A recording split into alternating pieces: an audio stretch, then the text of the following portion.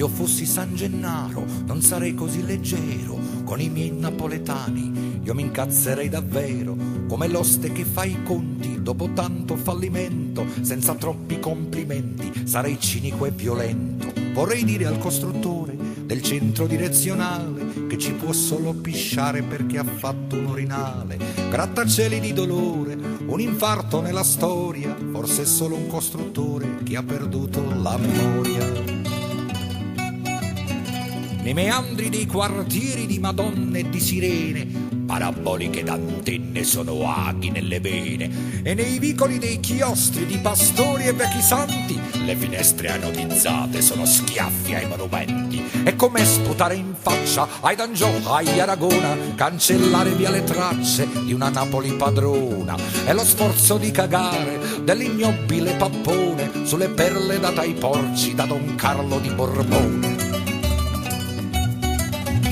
Perciò che mi accaloro coi politici nascosti, perché solamente loro sono i veri camorristi, a cui Napoli da sempre ha pagato la tangente e qualcuno l'ha incassata con il sangue della gente. E per certi culi grossi il traguardo è una poltrona, e per noi poveri fessi basta solo un Maradona. È il miracolo richiesto di quel sangue rosso chiaro, lo sa solo Gesù Cristo che quel sangue è sangue amaro.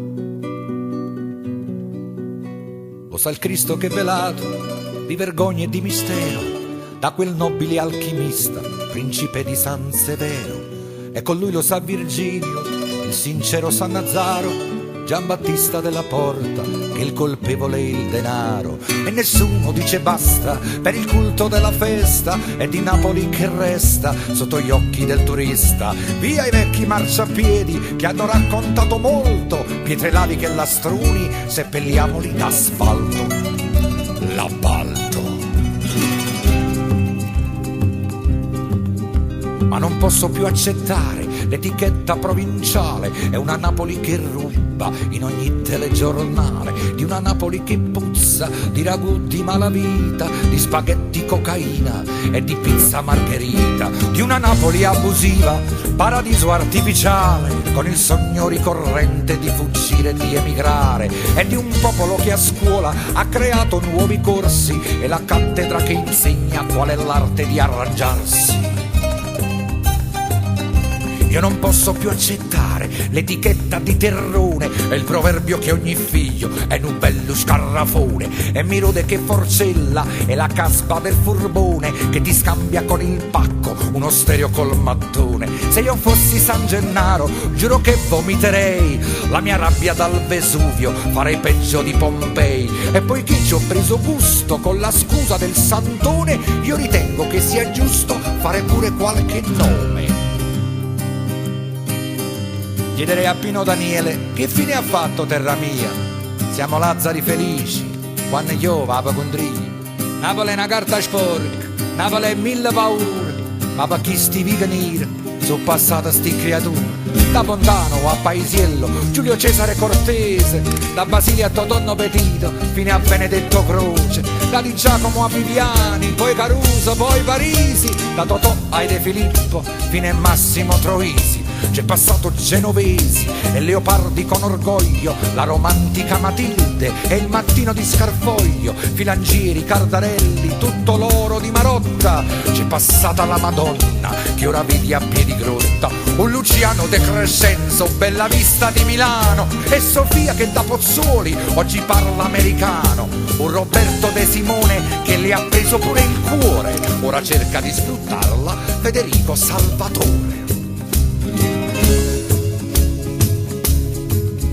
Ma non posso tollerare chi si arroga poi il diritto di cambiare e trasformare tutto ciò che è stato fatto, di chi vuol tagliare la corda con la vecchia tradizione, di chi ha messo nella merda la cultura e la canzone. Io non posso sopportare che un signore nato a Foggia porta Napoli nel mondo e la stampa lo incoraggia, e che il critico ha concesso al neomelodico l'evento di buttare in fondo al cesso Napoli del Novecento.